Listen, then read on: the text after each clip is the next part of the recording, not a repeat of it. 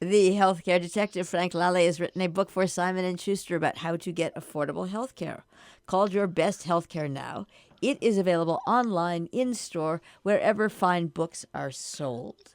Mr. Lalli is also the health correspondent for Parade, former editor of Money and George magazines, senior advisor to healthcare.com, plus just all around know-it-all. And by the way, the book Your Best Healthcare Now has information in it that just what's the phrase? It's evergreen. It doesn't change. Yeah, Basically, well, there are basics there. yeah, Yeah, that's yeah, what I'm trying to say. yeah. Possibly not There are well, but basics there that really don't change. And actually, we've been last 2 weeks we've been talking about how to save money on your health costs, which is an assignment I have from Woman's World for a special magazine special that's coming out very soon. So I've gone back to the book to essentially update it. That's essentially what I'm doing with this magazine assignment, and the basics are still there. So let's talk about how to save money at the doctor's office. Now, when the book came out, Your Best Healthcare Now, and I did a little promotion tour and radio stuff. The thing that astounded people the most was that you actually can get a discount from your doctor. People just didn't believe that that was possible, but it really is under the right circumstances and the wrong circumstances when you don't have the money for it. You can talk to your doctor about that. So I had a wonderful doctor that I learned this from, named Gerald Smallberg in New York City. He was a back specialist, and I was seeing him pretty regularly a couple of years ago. And he said to me one day, he said, I got this problem. I've got these patients. I've been seeing them for years, and they can't afford to pay me anymore. So what can I do? I see them for free. Now, not every doctor is going to come to that conclusion, but that's how he treated it. Now, then I talked to a number of other doctors, and I said, what do you do when people can't afford your bill? And, routinely, doctors cut their bills in half, sometimes even up to 90% for people who really are in need. They need the care, but they don't have the money. Now, if you're in a situation like that, you have to raise the subject with your doctor. Your doctor is not going to raise it with you. You have to bring it up. And you've got to say, look, right now, I understand why you want me to have that treatment or that procedure or that surgery. But right now, I really can't afford it. So you've got to be sincere. You've got to be ready. If the doctor says, okay, I need to really see what your situation is, you got to be ready to produce your pay stubs, your unemployment checks, your tax returns, in some cases, if you're dealing with a hospital. But if you have that conversation with your doctor and you're sincere and the numbers show that you really can't afford it, something good is going to happen. The bill can get cut. The treatment could be changed. Maybe you don't need that knee replacement right away. Maybe you can do physical therapy. Maybe you can put it off for even a year or more than a year. Maybe you can work out a payment plan. All of those things are possible. You have to raise it. I'll tell you a personal experience, Jill. There's a wonderful back doctor named Patrick O'Leary. He's a real surgeon. So he didn't take any insurance, but he was one of the best in the world. And at that point, I really needed a very good surgeon. I really wanted him. So I had a consultation with him, and he said to me and my wife, look, I don't take any insurance. I usually charge $40,000 for what you need for your back. But you know what? Talk to my billing office. I think we can, substantially cut that. So next day I called his billing office, and they said, Dr. O'Leary personally said he usually takes 40. For you, he'll do the operation for $20,000. Now, that's still a lot of money right out of my pocket, no insurance. I called back the next day and I said, look, I talked to my wife and we really can't afford $20,000. I got a call back in 10 minutes. Okay, Dr. O'Leary will do that surgery for $15,000. And it sounded like that was the last offer. But Carol and I, had another meeting, and then we said, I just can't afford that now. Got back on the phone and I said, okay, all we can afford now is $10,000. It's still a lot of money, but that's all we can afford, $10,000. 10 minutes later, okay, Dr. O'Leary will do the operation for $10,000. We went from $40,000 to $10,000 in 1 week because we were honest with him. We really couldn't afford it. And he's a great doctor. And when he operated on me and I came out of recovery, it was a Saturday in the middle of the summer, sun shining, and there's his face. That's the first face I see.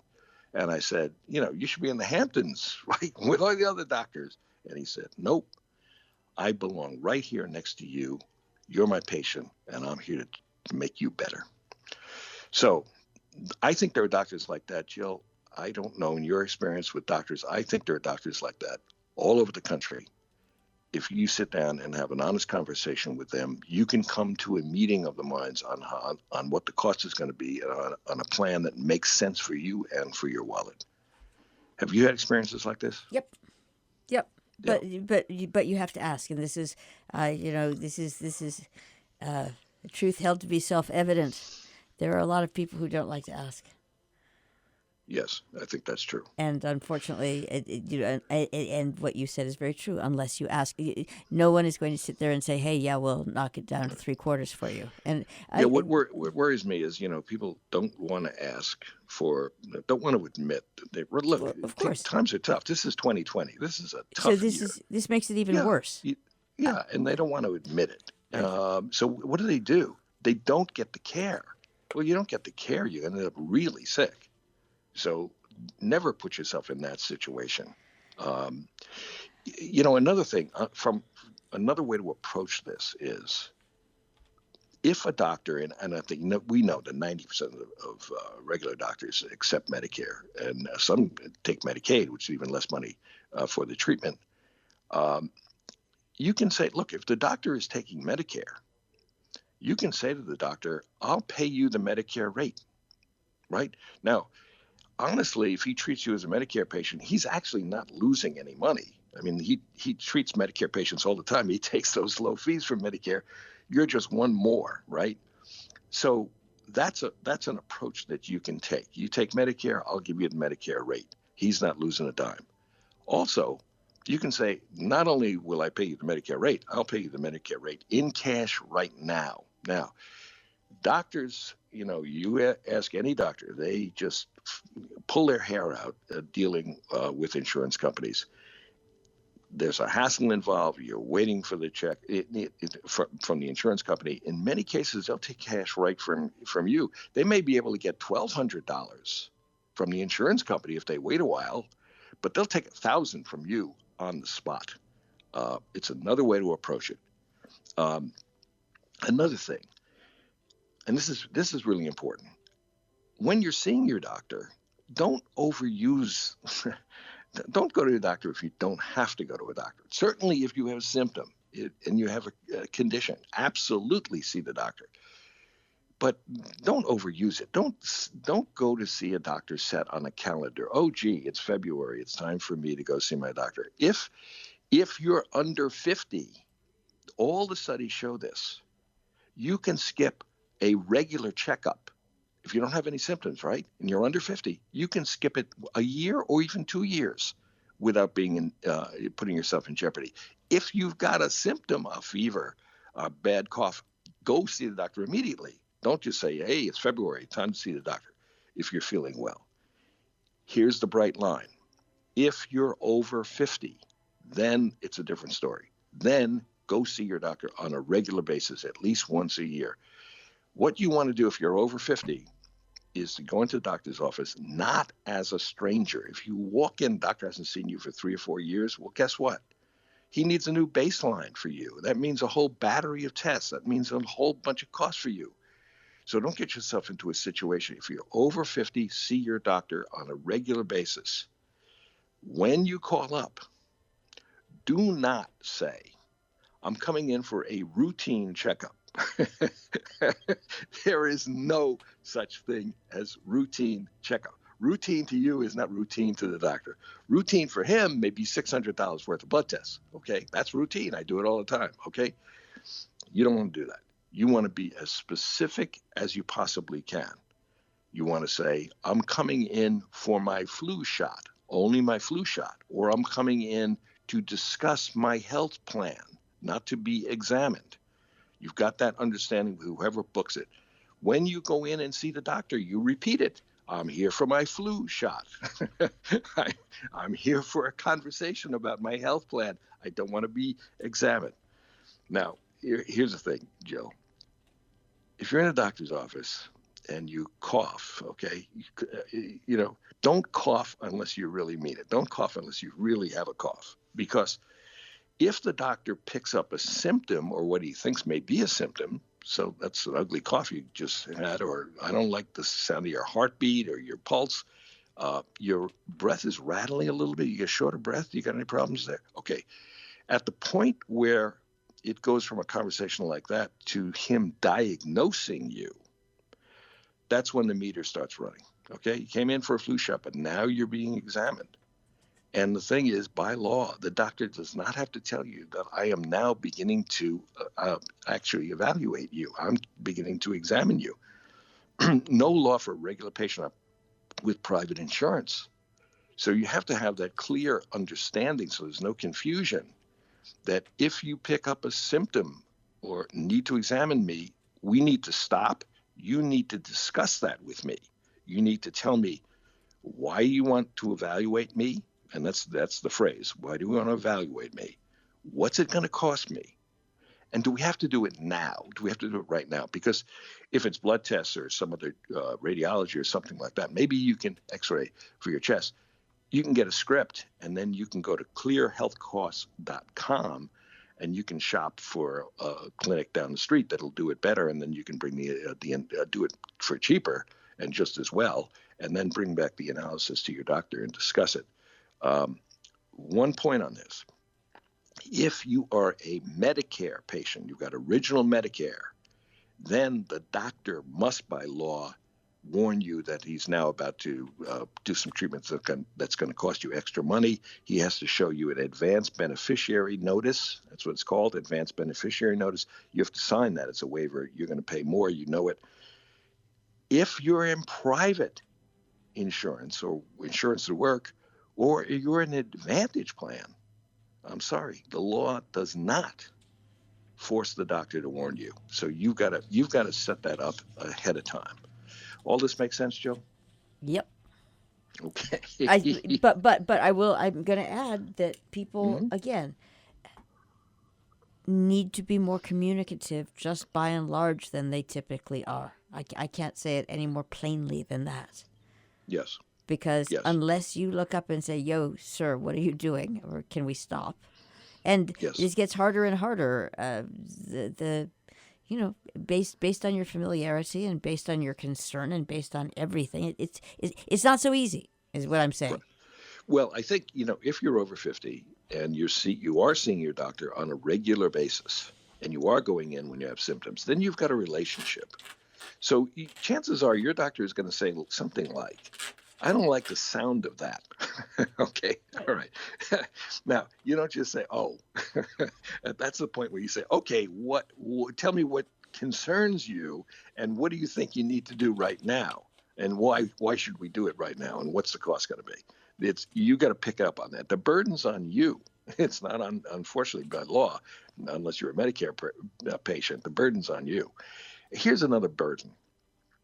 If you stop the exam, right, and get the script as I described to go get the X-ray down the block or the blood test at a lab that's in network, and the costs are going to be good. The burden's on you to follow through. You can't see. Doctors will tell you, I don't like to stop the exam because I'm afraid that the patient will never come back. I'll say to them, come back next week, and they won't come back for the exam. And then I don't see them again. Maybe I don't see them until I see them in the hospital. Okay, so that's why I don't like to do it. Now that's a legitimate point. So the burden is on you. If you need that X-ray, if you need that blood work done, then the burden's on you to go find a place nearby that'll do it well. Okay, save you some money, perhaps. Okay, that's the idea. And then go back and do the analysis with your doctor so you've got your treatment plan in place. One more thing on specialists. sooner or later you're going to have to, not a regular doctor that you see on a regular basis, but you're going to need a specialist for one problem or another. Okay. Stay in network. That'll save you a lot of money, maybe half your bill. If you go out of network, it's going to be double. But also, don't settle for any doctor who's a specialist who's not board certified in your specific problem. Real doctor who specializes in oncology and, frankly, your form, also cardiology and what you're going through. If you're board certified, you've got extra training in specifically your problem, and it's peer reviewed by other doctors. Now, people do not realize this. If you get a license to practice in the state, you then can call yourself a specialist in anything you want. I'm really special in pulmonary disease. I'm specialist in nutrition. I'm a specialist in anything I want. I'm a specialist in oncology. You can be self-proclaimed. You're a self-certified doctor. You do not want to see a self-certified doctor. There's a senator down in Connecticut, this guy, Rand Paul. He didn't want to go through certification, so he just put his own letterhead out and self-certified. You don't want a guy like that, okay? I didn't even know you could do that. You don't want that. Okay? Fabulous. And it's really easy to check, okay? You just go online and you look at certificationmatters.org, okay? The doctor's doesn't show up there, okay? In network, certificationmatters.org. If he doesn't show up, don't go see him. Find people who show up there. All right. So, we making any sense? We're making a lot of sense. We've also made we've run out of time. We run out of time as usual. Well, okay, it's important. It's important, and your point is really well taken. If the burden's on you, you got to communicate. You got to talk to your doctor. If you're over 50, you got to see him on a regular basis. You got any symptoms, you got to see him immediately. The burden's on you to get care, but in our system with our great doctors, you can do it, and you can do it in a cost-effective way that keeps you healthy. Thank you, Frank, the healthcare detective and senior advisor to healthcare.com. Send your questions or concerns about finding affordable healthcare to healthcaredetective@robinhoodradio.com. Frank will try to address as many of your questions as he can on future broadcasts. Also, look for his book, Your Best Healthcare Now, available online, in store, and, as everyone knows, on my desk.